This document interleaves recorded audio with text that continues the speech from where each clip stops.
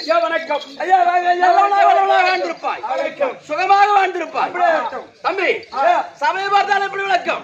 லட்சுமி கடாட்சியமந்த சபை, லட்சுமி கடாட்சியமந்த சபை, சபையில் அமரக்கூடிய மாதா பிதா குரு தெய்வம், மாதா பிதா குரு தெய்வம். இப்ப என்னோட சபையோட பார்த்திருக்கும் நம்முடைய நாடக கம்பெனி ஆசிரியர் கலைமாமணி சேகர் ஐயா மற்றும் கிருஷ்ணன் ஐயா இவருடைய பாதத்திற்கு மற்றும் நம்மோட நாடு நடிக்கக்கூடிய அனைவருடைய பாதத்திற்கு இந்த சிறியவன் சிறந்தாந்த வணக்கம். ஆளை பார்த்தால் விவரம் ஒண்ணு புரியலங்க. புரியலையா? சொல்றேன் போடா.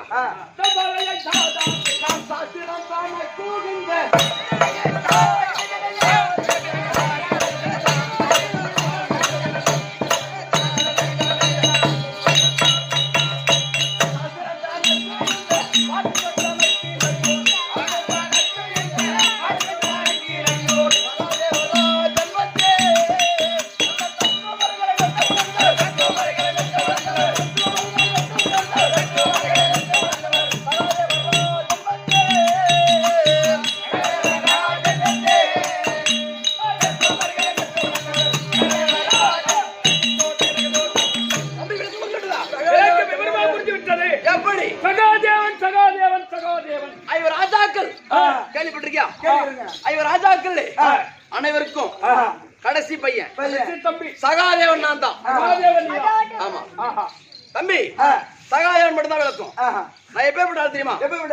வருங்காலம், செல்காலம், நிகழ்காலம், முக்காலத்தை உணவு சொல்லக்கூடிய சாஸ்திரத்துல வல்லவன். சாஸ்திரத்துல ஒரு ஜாதகக்காரன். ஆமா, இந்த கிளி தோசி வச்சுக்கணும், கிளி குண்டு வச்சுக்கணும். பஸ் ஸ்டாண்டா ஜாதகம் சொல்றாரு பாரு. கிளி ஜோசியம் ஜோசியக்காரன் தான் ஜாதகம் பார்க்க. எலி ஜோசி தெரியுமா? எலி ஜோசிக்கா? ஓஹோ, அது உனக்கு மட்டும் தான் பார்க்க முடியும். சொல்ல போறேங்க அம்மா. அம்மா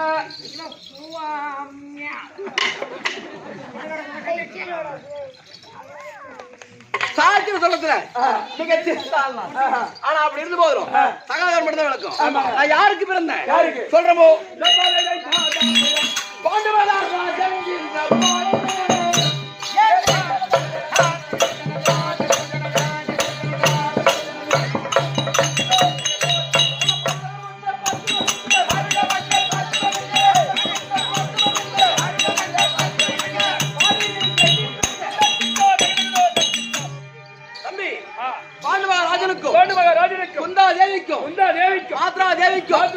பிறந்த பிள்ளைகள் ஐவர் ராஜாக்கள். தம்பி குந்தாதேவிக்கு பிறந்த பிள்ளைகள் மொத்தம் 3 பேர். தர்மராஜ் ஒன்று, பீமாட்சி 2, அர்ஜுன 3. மாத்ரா தேவிக்கு நகுலன் சகாதேவன் 2 பிள்ளைகள். நகுல 1, சகாதேவன் 2. ஆமா, 2 பிள்ளைகள். மொத்தம் ஐவர் ராஜாக்கள். அப்படி இருந்து போயிடும். எனக்கு பங்கு பங்காரி யாரு? அந்த துரியோதனன். திருராஜ மன்னனுக்கும் காந்தாரி அம்மனுக்கும் பிறந்த பிள்ளைகளோ துரியன் முதல் விகரன் கடை 100 பேர் பிறந்தான். 100 பிள்ளைகள் பிறந்தான். ஆமா, அப்படி இருந்த போதிலும் அவர்களுக்கு எங்களுக்கும் சிறு வயதிலே பகை ஏற்பட்டு எங்களை கொல்ல வேண்டி பலவிதமான சூதுகளை செய்து பார்த்தான். ஆமா, ஆனா மாமாவாகிய அந்த கோபாலக்கண்ணன் அருளால் ஐவர் ராஜாக்களும் உயிர் பிழைத்து வந்தோம். அப்படி வருகிற நேரத்தில் என்ன செய்தான்? ஐவர் ராஜாக்களை லேசாக வரவழைத்த சூது பகடி ஆடி, அண்ணா வேணாம் எங்க அண்ணன் சொல்றேன், வேணாம் அண்ணா, வேணாம், சூதுல உட்காராத வாது சொல்றோம். சூது வாதம் வேதனை தரும். வேணாம் அண்ணா அப்படின்னு சொல்லி பாக்குறேன். கேட்கல. ஆனா சூதாடினார். ஆமா, ஐவர் நாட்டு தோத்தா ஐவர் ராஜாக்களையும் தோத்தா. அதாவது பரவாயில்ல, பொண்டாட்டி வைக்காத, பொண்ணை சபையில வைக்க கூடாது சொல்லி பார்த்தேன். கேட்கல. அண்ணன் சொல்ல மறுக்க முடியாது. சரி போ அப்படி செய்துட்டோம். அப்படி விளையாடி அனைத்தையும் தோர்த்து இப்ப என்ன செய்யறோம்? 12 காரியத்துல எங்க போனோம்?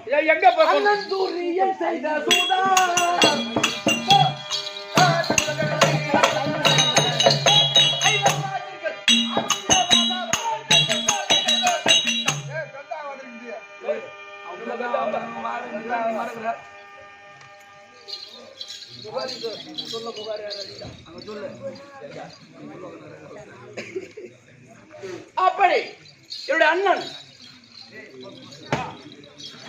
எங்களுடைய அண்ணன் துரியோதனன் இவர் ராஜாக்களை வரவழைத்து சூது பகடையாடி நாடு ராஜ்யம் அனைத்து மறுத்துக் கொண்டு அடியா இவர் ராஜாக்களை தோற்ற நாட்டை மீண்டும் பெற வேண்டுமானால் 12 வருஷம் வனவாசம் ஓராண்டு அஜ்ஞாதவாசம் 13 கழித்து வந்தார் சேர வேண்டிய பாதி நாட்டை கொடுக்கிறேன் கட்டளை இட்டான் அவன் வார்த்தை பிரகாரம் கானகத்திற்கு சென்றோம் முதல்வனம் காட்டுக்கு போயிட்டோம் சாப்பாடு என்ன செய்வது சூரியவனம் போனோமே சாப்பாடு என்ன செய்யறது என்ன பண்றது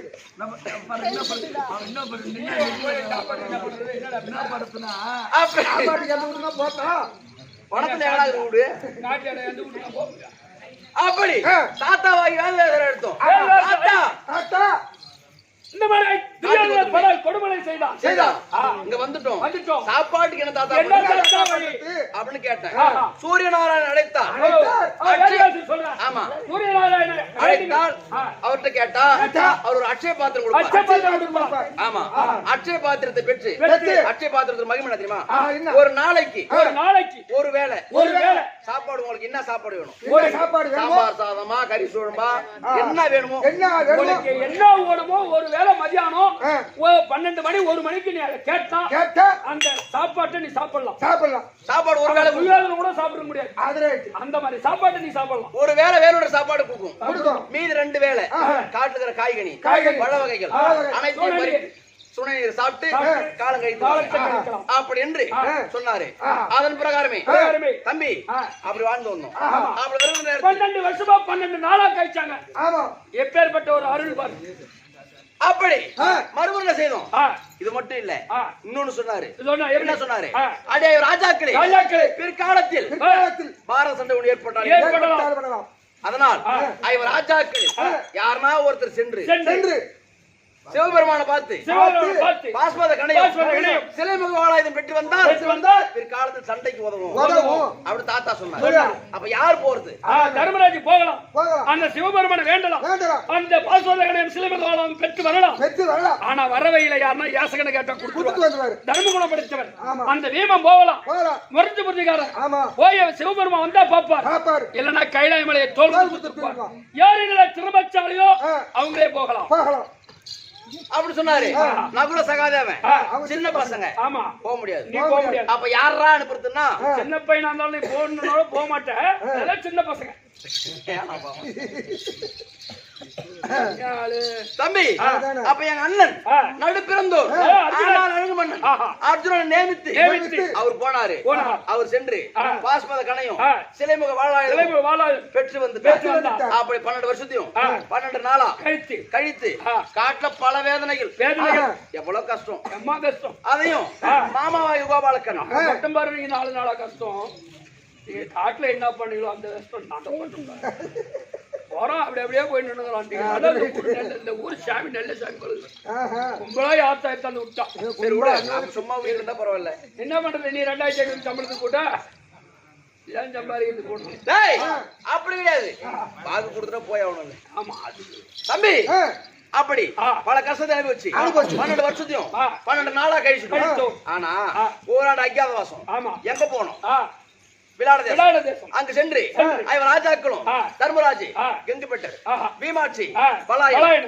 அர்ஜுனன் பேடி நகுல சகாதேவர் தாமகிரி 2 பேரும் அப்படி 5 பேரும் வாழ்ந்து வந்தோம் மனைவி பாஞ்சாலி பனிமாதா வாழ்ந்து வந்தவர் அவர் வருகிற நேரத்தில் ஒரு ஆண்டு அஜ்ஞாதவாசம் அடிச்சோம் நேற்றைய தினத்தில் உலக மாமுனிவரை தூதா அனுப்பணும் அப்படியே கோட்டான் முகப்படுத்த நீ வந்து நாட்டு கேட்பது நான் கொடுப்பது கொடுக்க முடியாது போடா வெங்கிட்டு பேசிட்டான் துரியோதனன் போடா பங்கப்படுத்தி அனுப்பிட்டான் அண்ணன் தான் ஆகணும் ஆனா துரியோதனன் வெகிட்டு பேசிட்டான் அப்படி இருந்து போதும் இன்னைக்கு நாட்டை கேட்பதா காட்டுக்கு போவதா ஒண்ணும் தெரியல அண்ணன் மீமாட்சி கூப்பிட்டு இருக்காரு அண்ணன் இருந்தா தம்பி ஒன்று சொல்லுவோம்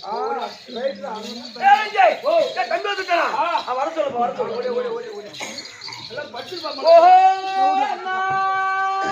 தம்பி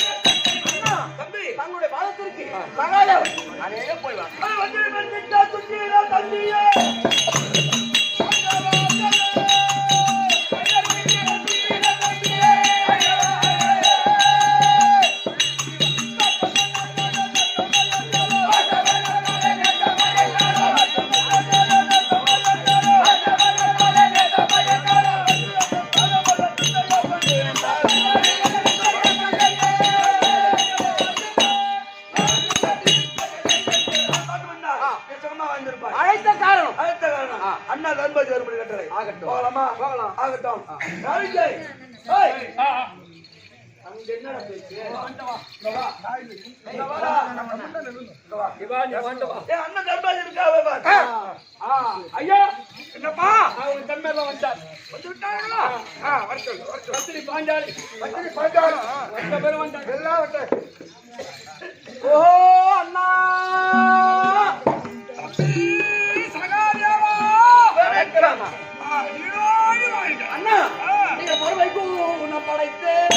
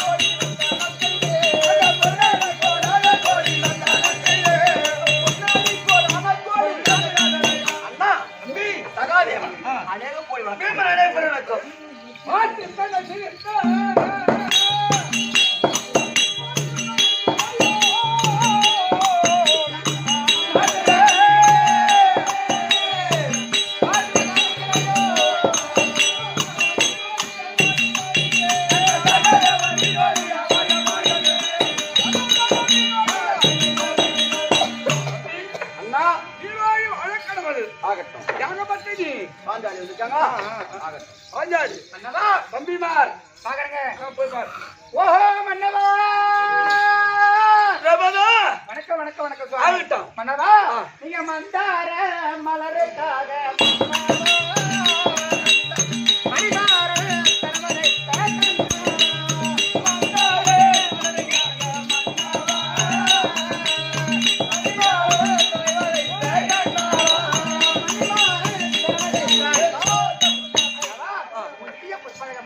இந்த பாண்டாடி அணில் இப்படி வந்து ஆகட்டும். சும்மா வந்திருப்பாய். அண்ணா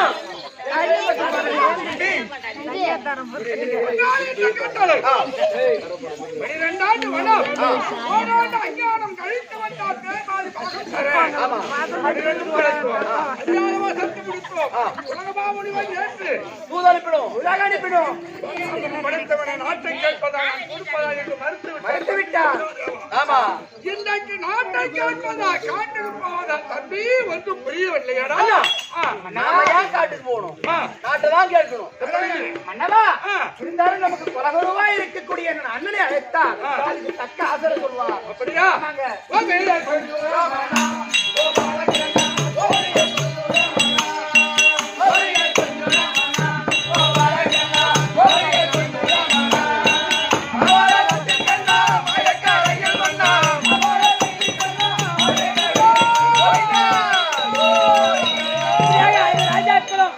பாஞ்சாலி அண்ணா கோபால கண்ணனுக்கு கோபால கண்ணன்